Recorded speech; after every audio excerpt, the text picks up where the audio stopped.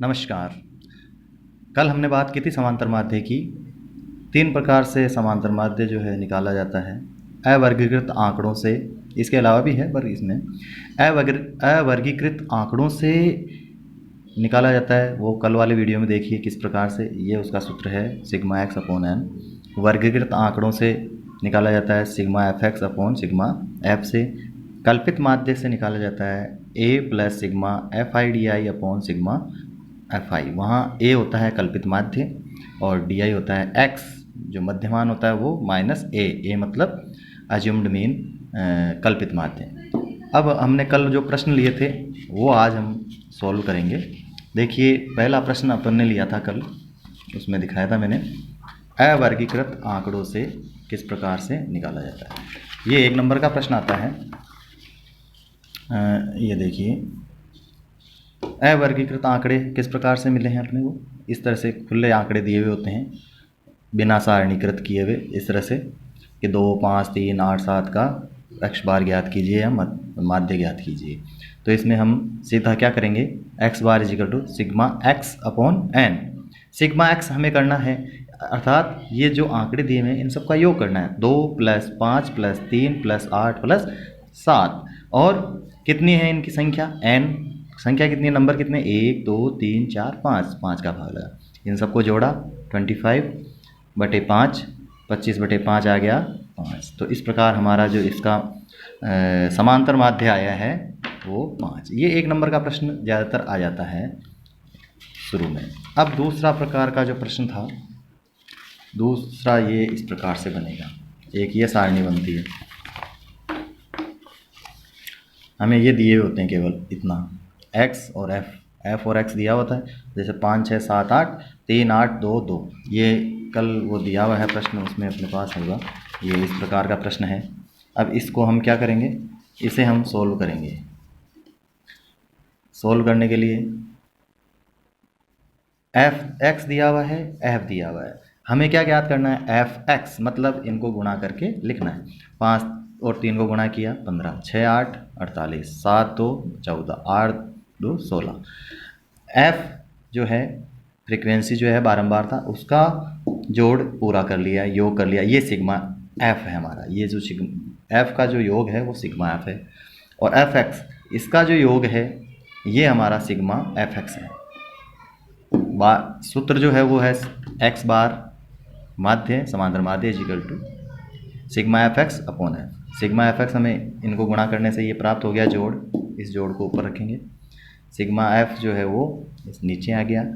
इनका जब सोल्व किया तो हमारे पास आया 15 छक्की 90, 3 बच गया 0, 15 दूनी 30, 6.2 6.2।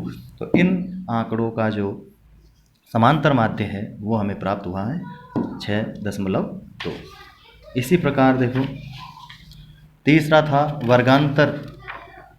वर्गांतर वाली स्थिति में हम किस प्रकार से माध्य ज्ञात करेंगे, ये देखिए। वर्गांतर इतना में दिया हुआ होगा, ये हमें दिया हुआ होगा, ये वर्ग और बारंबार था। इस प्रकार का प्रश्न होगा। सबसे पहले हमें ज्ञात करना होगा मध्यमान। मध्यमान 0 10, 10 का मध्यमान 5 आया, ये x होगा, जो मध्यमान होगा वो x होगा।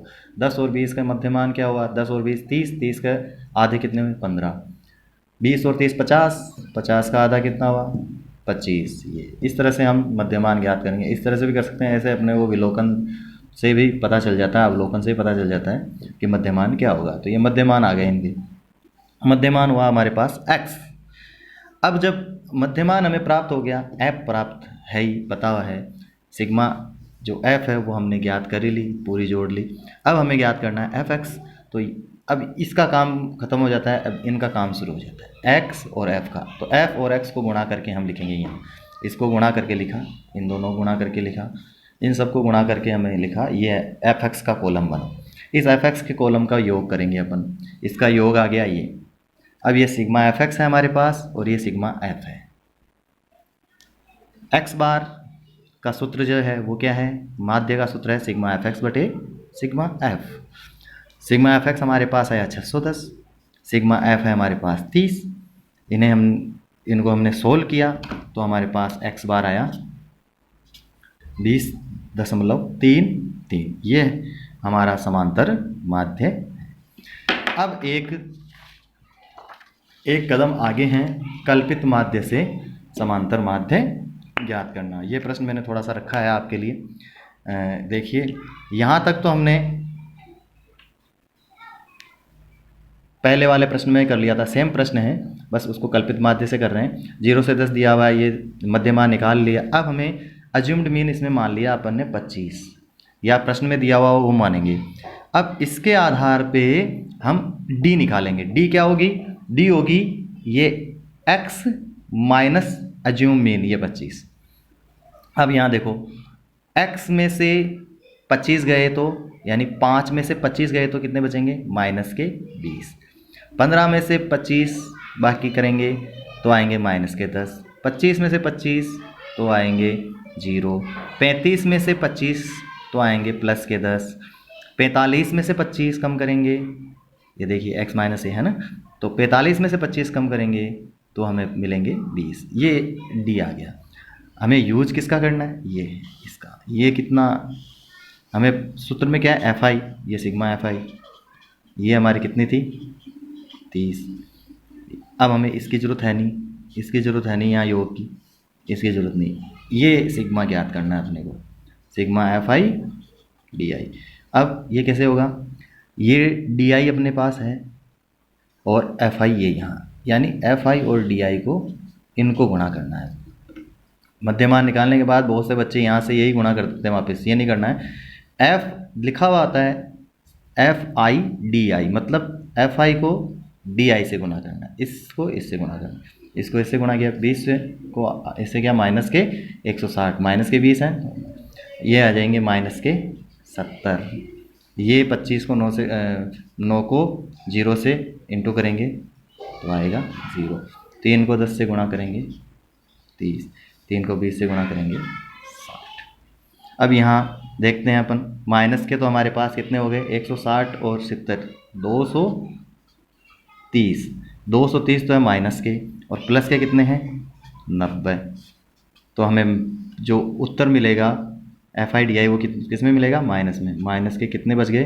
देखो 0, 13 में से 140, माइनस के 140, माइनस 140, ये हमें FI DI प्राप्त हुई।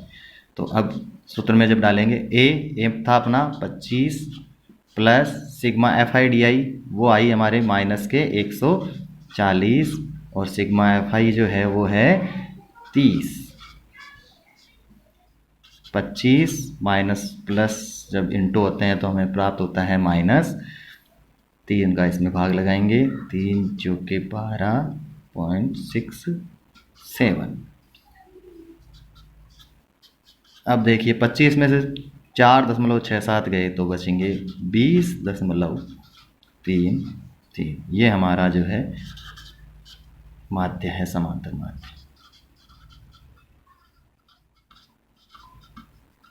चाहे कल्पित माध्य से उत्तर करें और चाहे आसानी से सामान्य तरीके से उत्तर करें, हमें जो है माध्य सेम ही प्राप्त होता है। इस प्रकार अवर्गीकृत श्रेणी में समांतर माध्य ज्ञात करना, इस प्रकार से देखिए हमने अवर्गीकृत श्रेणी में समांतर माध्य प्राप्त किया है। इसके बाद वर्गीकृत में, जिसमें केवल वर्गांतर नहीं दिए हुए हैं, f और x दिया है, उसमें हमने समांतर माध्य ज्ञात किया है।